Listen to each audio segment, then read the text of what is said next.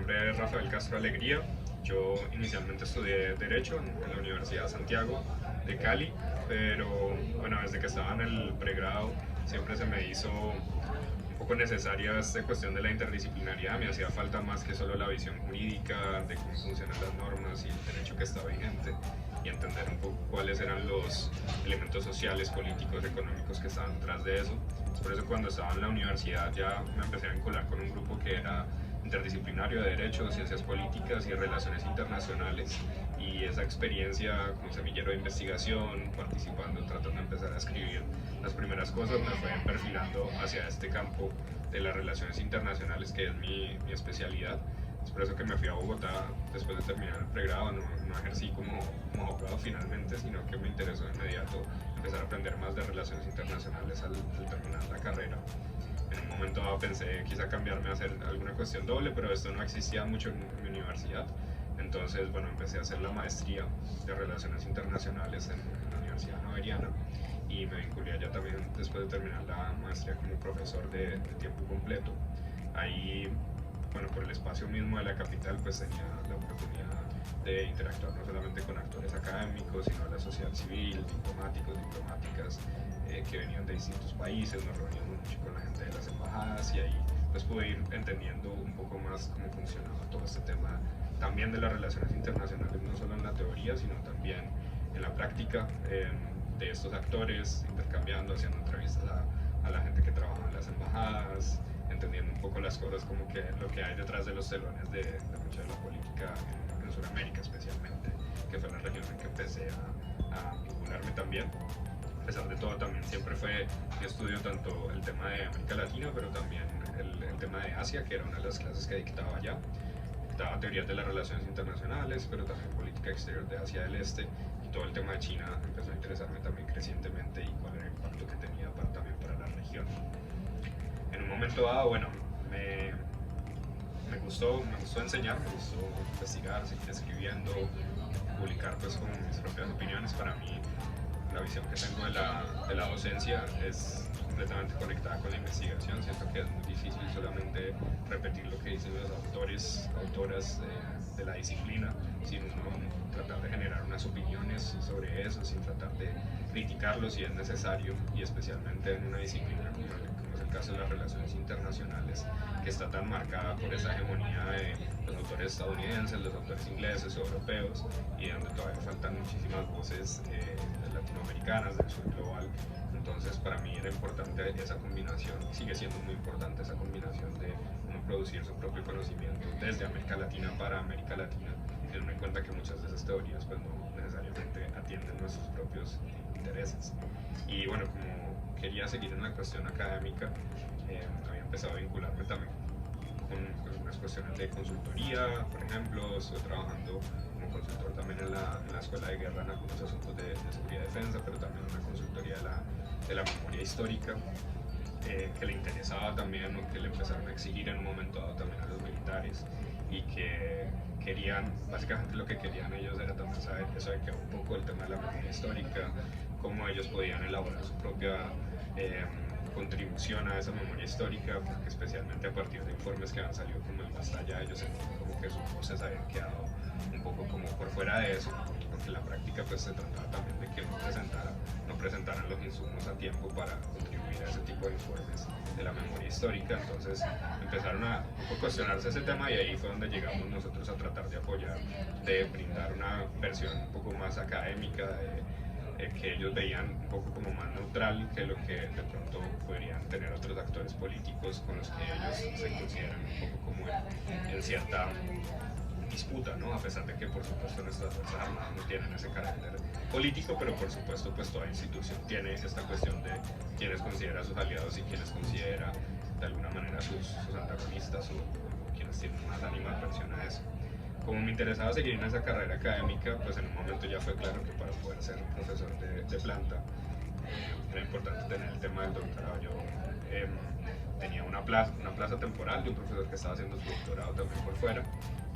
Finalmente cuando terminó este tiempo, pues y bueno, ya es el momento de ir a hacer el doctorado.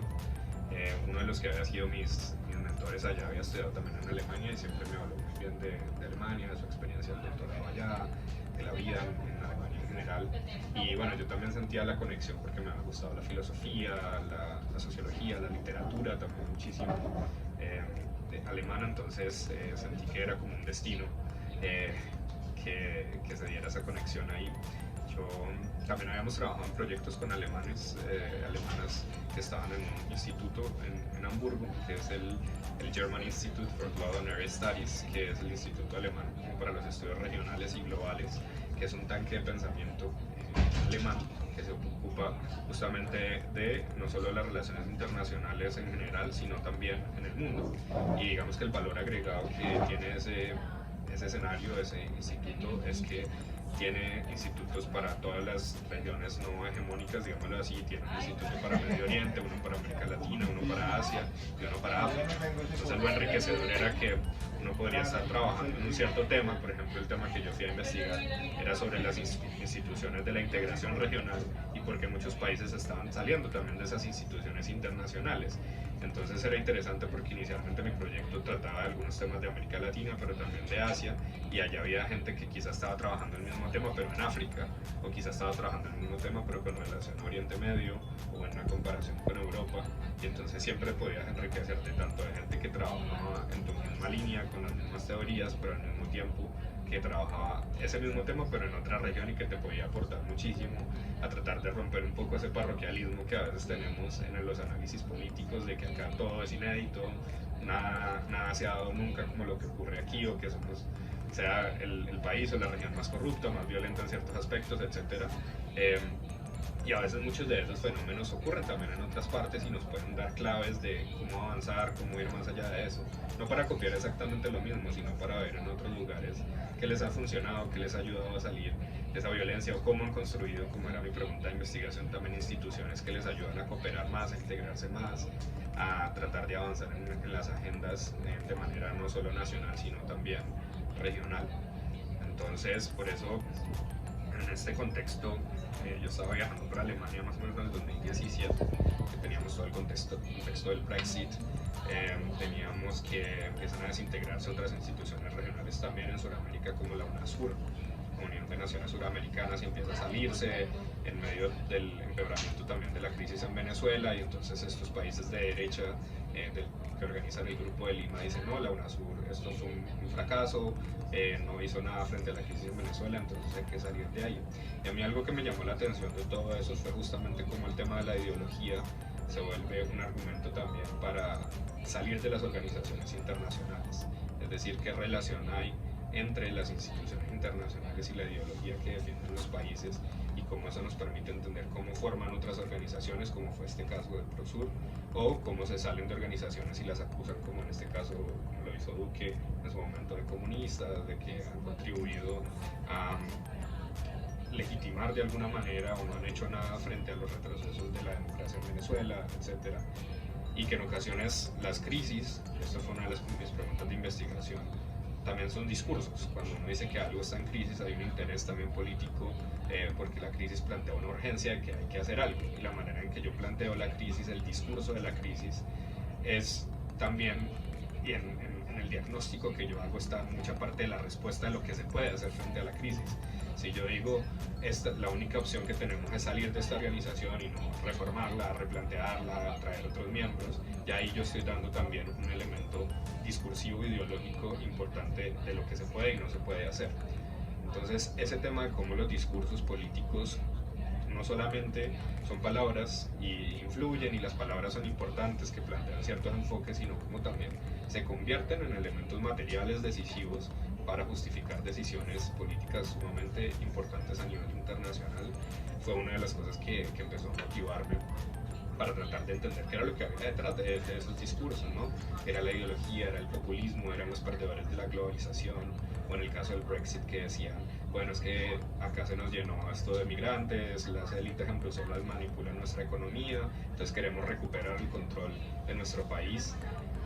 Y como todos esos discursos al final construían visiones antagónicas de la sociedad, ¿no? Nosotros versus ellos, y en muchas ocasiones eran exitosos en lograr esas visiones, y había de alguna manera como una impotencia a la hora de combatirlos, porque entonces se quería defender el status quo, pero si la gente estaba molesta, si había situaciones de injusticia social, defender ese status quo o condenar moralmente esos discursos no era suficiente. Se necesitaba plantear una visión estratégica, y es ahí donde yo encontré en el postestructuralismo, y por suerte mi tutor principal de la tesis en la Universidad de Kiel, en Alemania, trabajaba muchísimo con esta perspectiva, especialmente a partir de los estudios de Ernesto Laclau, que es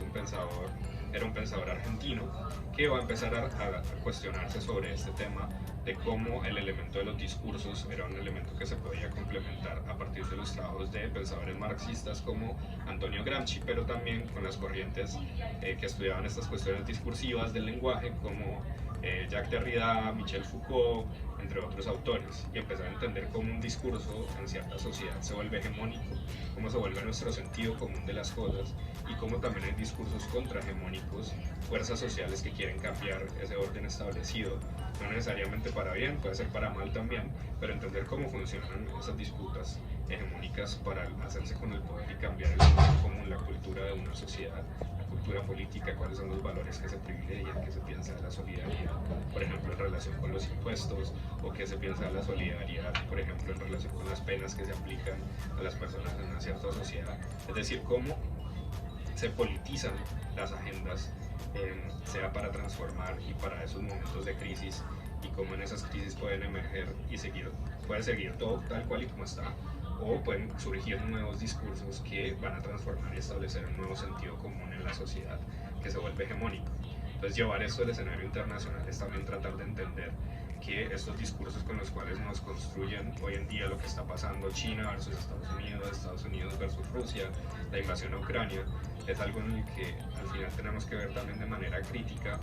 y tratar de entender esos discursos, qué intereses también tienen detrás, qué ideologías tienen detrás, y hasta qué punto, por ejemplo, para nosotros como latinoamericanos no deberíamos caer solamente en seguir el discurso de otros, sino construir también nuestra visión de las cosas que tenga en cuenta también el bienestar de nuestros propios ciudadanos, ciudadanas, y de esa manera no solamente copiar el discurso de la crisis de otros, que por supuesto tiene sus propios intereses ideológicos ahí.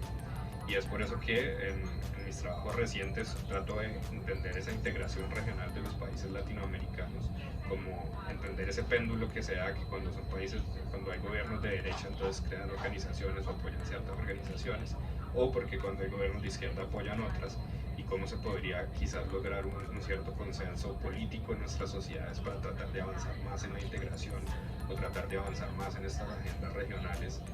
cooperar más en estas agendas más allá solo de los tintes ideológicos que tengan estos gobiernos o estos cambios de gobierno. Pero yo creo que hay algo que desde mi perspectiva es muy rico en la ciencia política cuando se entiende de manera amplia, y es que trae un elemento de la complejidad, entender que lo político no es solo elecciones, no es solo los partidos, no es solo cómo se disputan ciertas agendas sociales, sino que lo político entendido de esa manera más amplia puede ser todo aquello que puede estar en disputa en una sociedad, y eso abarca todas las agendas posibles de seguridad, de cuestiones económicas, de cuestiones de la administración local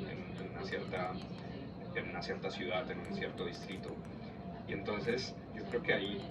está uno de los valores agregados de los politólogas a la hora de llegar a cualquier institución, sea una institución del Estado, sea una institución privada, sea una institución académica, de tratar de no perder de vista esa visión compleja de la realidad, tratar de agregar siempre esa complejidad en los análisis, y no solamente de la complejidad de la situación política en un país como el nuestro, en medio del conflicto, buscando la paz, buscando asegurar una transición energética, una política económica que permita ser sostenible, una política social a largo plazo, una visión distinta de la redistribución de la riqueza, la solidaridad social, sino que también siempre el politólogo, la politóloga tiene que tener un ojo en lo que está pasando en las realidades locales, ese ojo también dentro de esas realidades nacionales, y otro también lo que está pasando en el mundo. Una visión política, ya sea que vayan después ustedes a asesorar a un partido político, a un presidente, presidenta, tiene que tener siempre un ojo en lo que está ocurriendo en el escenario internacional. Esto tanto para buscar aliados para las agendas que se quieren avanzar, qué países están también abogando por esas agendas en este momento, pero también para que esas cuestiones políticas que ocurren, por ejemplo como la invasión a Ucrania, no nos cojan sin prepararnos, y no nos cojan por sorpresa. En realidad esto que ocurrió, a pesar de que en los medios pareciera que fue algo muy repentino, es algo que se venía gestando por lo menos desde 2014 y quizás en la visión de Putin desde antes. Y ahí es donde como latinoamericanos, latinoamericanas podríamos haber estado mejor preparados, por ejemplo, teniendo una mayor autosuficiencia alimentaria, o en el caso de la pandemia, una mayor autosuficiencia sanitaria, la capacidad tecnológica para producir nuestras propias vacunas. Y entonces, tener en cuenta esos cambios en el escenario internacional, ahorita las disputas entre Estados Unidos y China y cómo eso afecta el comercio global, las crisis de las cadenas de suministro, de la logística a nivel global, es algo que nos pega, y no nos pega de manera aislada de eso que está ocurriendo allá, por allá en algún lugar lejano del mundo, sino que afecta el precio del pan a la vuelta de la esquina, de la pola, etcétera, las condiciones de vida de nuestra propia población, y poder navegar eso, poder construir posiciones no solo como país, sino con otros países de la región, por ejemplo, o de otras regiones incluso, puede ser un elemento clave para no caer en esas trampas, no caer en esas disputas de manera simplemente como seguidores y de ver para qué lado nos echamos o a qué lado nos echan un poco. Y ahí yo creo que es mi visión y lo que he venido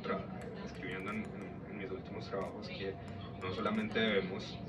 seguir reproduciendo estos discursos, incluso académicos, de que todo es Estados Unidos, o todo es China, o todo es la Unión Europea. Nuestras élites también han tenido un papel y una responsabilidad en muchas de las cosas que se han hecho o no se han hecho. Y ahí es donde nosotros tenemos que reivindicar ese papel de la agencia también que tenemos como actores políticos, como actores sociales. El reto que eso representa, por supuesto, es que las instituciones tienen sus inercias y el cambio justamente es difícil a veces porque esas inercias implican que las transformaciones van a encontrar siempre sectores conservadores que no quieren que las cosas avancen, o la burocracia misma tiene sus maneras de caer en las lógicas que ya venimos y que todo cambie para que no cambie nada. Y es ahí donde el reto entonces profesional es tratar de seguir aportando y seguir trayendo esa innovación los politólogos a esos escenarios, seguirse informando muy bien, no solamente redes sociales, etcétera, sino seguir teniendo esa visión de compleja, leer varios medios, contrastar opiniones para poder mantener esa visión crítica y prestar atención también a las posibilidades sociales, apoyar esas posibilidades sociales, movimientos sociales que están surgiendo y que pueden traer una visión distinta a la que es de ese orden establecido. Para mí una experiencia muy enriquecedora en ese aspecto de tratar de entender y tratar de valorar también nuestra propia sociedad latinoamericana fue ese contraste de vivir en Europa y entender que allá había unas lógicas, que sí había cierta, por ejemplo, relación con el tiempo, por colocar un caso de los alemanes, que en el caso de ellos es que siempre son, yo les decía que son muy optimistas con el tiempo, perdón, que son muy pesimistas con el tiempo, lo cual es algo bueno, porque si ellos necesitan salir de aquí hasta acá en 20 minutos, les toman el trayecto, salen 40 antes, porque se puede pasar el bus, porque no encuentran las llaves, porque puede pasar una cantidad de cosas y eso ya está calculado en la salida. Nosotros a veces sí somos muy optimistas con el tiempo, lo cual puede ser algo malo, porque entonces necesito 20 de aquí a allá, pero salgo faltando 15 porque ya me puedo ir más rápido, pero resulta que no encontré las llaves y ya voy 20 tarde, o había trancón, ya voy media hora tarde, ni siquiera porque lo planeé así, ni porque me gusta llegar tarde, sino porque estoy calculando de forma optimista. Pero por el otro lado, a pesar de esto, y para no como que simplemente reproducir esa visión de todo es bueno, todo en Europa es mejor, etcétera, podemos ver también que la cara oscura de eso de alguna manera es que a veces falta espontaneidad en esa planeación, en esa manera muy estructurada de ver las cosas, falta adaptabilidad, y yo creo que eso es algo en que los latinoamericanos tenemos un valor cultural de tratar de operar sobre lo que está ocurriendo en la coyuntura y reaccionar rápidamente. Es como que el plan se cae, vamos a reorganizar el plan de otra manera, y quizá podemos complementarnos como sociedad y aprender cosas las unas de las otras, y que no sea solamente esa visión de tendríamos que tener ese ideal o ese espejo europeo como lo que tenemos que alcanzar. Y ahí las visiones, por ejemplo, de coloniales, eso es lo que nos enseña. Tenemos que construir nuestras propias respuestas, nuestras propias soluciones, entendiendo y conociendo lo que está pasando en el resto del mundo, pero sin dejar de entender que estamos en unos contextos muy específicos para nosotros. Y es ahí yo creo que donde la ciencia política, con esa visión comparada, con esa visión internacionalista, puede ser un aporte fundamental.